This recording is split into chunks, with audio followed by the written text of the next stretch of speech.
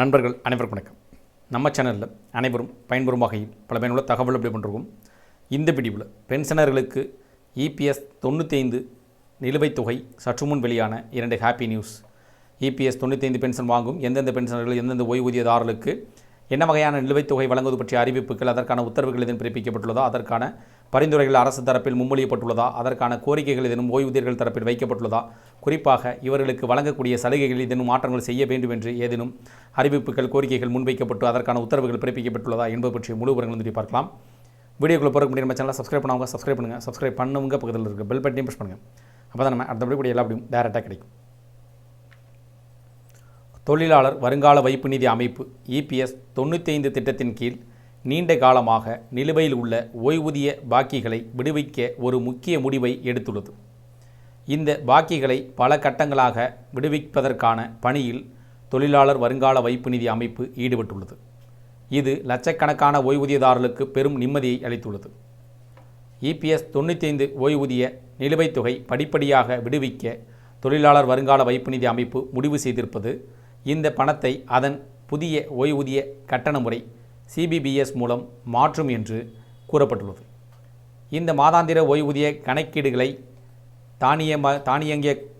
தானியங்கிமயமாக்கும் பாக்கிகளை செலுத்துவதை எளிதாக்கும் என்றும் தெரிவிக்கப்பட்டுள்ளது.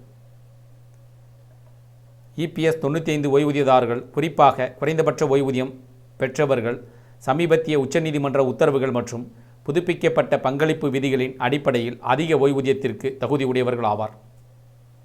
இருப்பினும் இதற்கு இபிஎஸ் 95 கணக்கு வைத்திருப்பவர்கள் தங்கள் ஆதார் அட்டை, கேஒய்சி மற்றும் யுஏஎன் விவரங்களை புதுப்பிக்க வேண்டும்.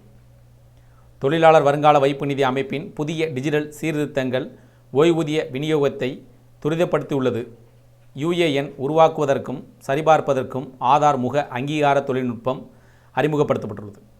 உறுப்பினர்கள் போர்ட்டல் மூலம் ஆதார், பிஎஃப் நம்பர் இணைப்பும் மிகவும் எளிதாகியுள்ளது. தொழிலாளர் வருங்கால வைப்பு நிதி அமைப்பின் இந்த டிஜிட்டல் நடவடிக்கைகள் எதிர்கால ஓய்வூதிய அப்டேட்டுகளை சீரமைக்கவும் மாதாந்திர பரிவர்த்தனைகளில் தாமதத்தை குறைக்கவும் நோக்கமாக கொண்டுள்ளன. இபிஎஸ் 95 ஓய்வூதியதாரர்கள் இந்த புதிய அமைப்பின் கீழ் தொழிலாளர் வருங்கால வைப்பு நிதி அமைப்பின் போர்ட்டல் மூலம் தங்கள் பிபிஓ நிலை மற்றும் கட்டண விவரங்களை தவறாமல் சரிபார்க்க வேண்டும் என்றும் கேட்டுக்கொள்ளப்பட்டுள்ளது. ஓய்வூதிய நிலுவைத் தொகை சீராக வரவு வைக்கப்படுவதை உறுதி செய்ய வேண்டும். ஆதார், வங்கி கணக்கு, மொபைல் எண் மற்றும் கேஒய்சி தகவல்கள் சரியாக புதுப்பிக்கப்பட்டுள்ளதா என்பதை உறுதிப்படுத்திக் கொள்ள வேண்டும். நிலுவைத் தொகை அல்லது திருத்தப்பட்ட ஓய்வூதியங்கள் பிரதிபலிக்கவில்லை என்றால் அவர்களின் உள்ளூர் தொழிலாளர் வருங்கால வைப்பு நிதி அமைப்பு அலுவலகத்தை தொடர்பு கொள்ள வேண்டும். நிலுவைத் தொகை மற்றும் வழக்கமான ஓய்வூதிய தொகையை உட்பட சுமார் 2819 கோடி ரூபாய் வழங்கப்பட்டுள்ளது. நிலுவைத் தொகைகள் சுமார் 4010 கோடியாக உள்ளது. இது நிலுவையில் உள்ள வழக்குகளை விரைவாக முடிக்க வைப்பதை குறிக்கிறது.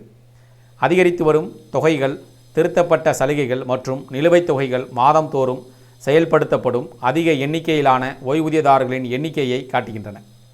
இந்த தகவல்கள் பற்றி, அறிவிப்புகள் பற்றி, விதிமுறைகள் பற்றி உங்களுடைய கருத்துக்கள், வேறெனும் இது சார்ந்த கூடுதல் விவரங்கள் கமெண்ட் செக்ஷன் பதிவு பிடிச்சிருந்தால் லைக் பண்ணுங்கள்.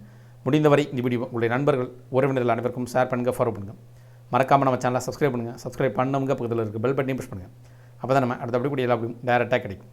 தேங்க்யூ ஃபார் வாட்சிங்.